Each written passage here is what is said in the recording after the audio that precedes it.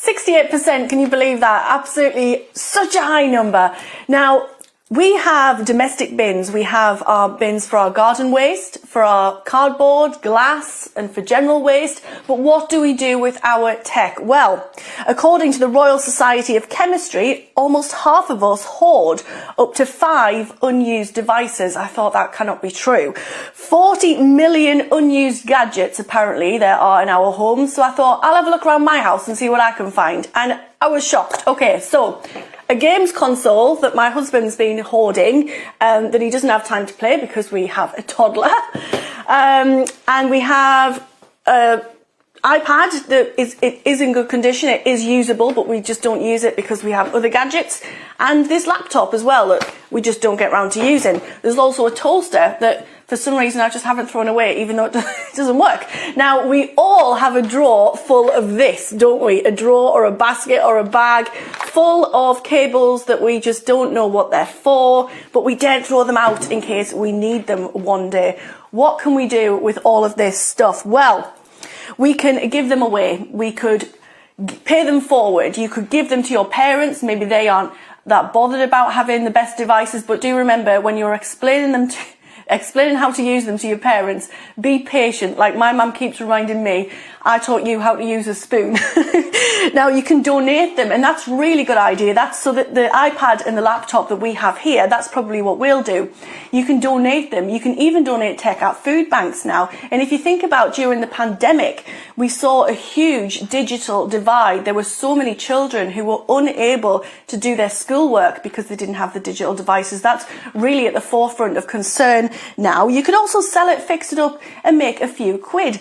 Now, there are recycling centres all over the UK. We call them the tip up here. I'm not sure what you call them down south, waste recycling centres. But you can also take them to your local Currys store. Now, they will take any e-waste goods, that's everything from tellies to toasters, whether you bought them there or not, and they will also take your white goods. It's grown over the years to be something that customers also kind of expect.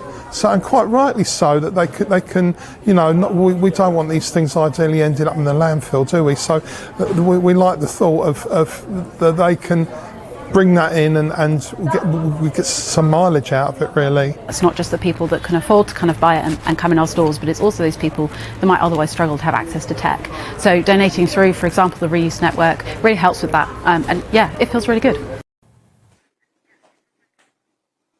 Now, Currys recycles a whopping 1.4 million units every year. That is 65,000 tonnes.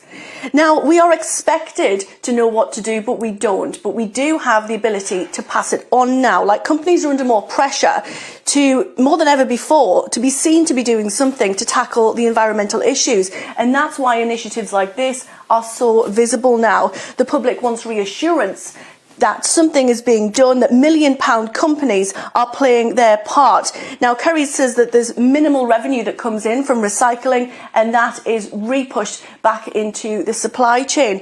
One thing I do want to talk to you about that's very important, though, is if you are recycling any of your old tech, think about your privacy. Of all of the places surveyed, all of the cities in the UK, a quarter of people in every single region said that they were worried about security. Make sure you take off your family photographs, disable your bank accounts, completely wipe it. If you're worried, completely reset, take out the SIM card, make sure you're safe and get recycling.